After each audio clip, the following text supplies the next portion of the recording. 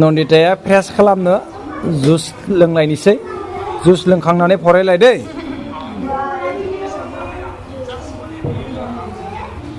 दे गोजौ खालामना लों केकखौ मारि थां डास्टबिनाव दोन थां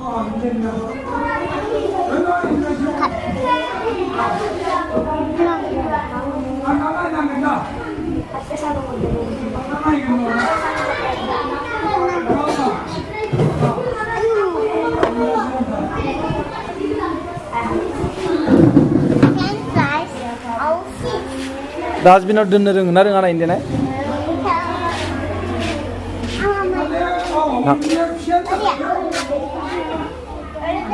थां डास्टबिनाव दोनदो नां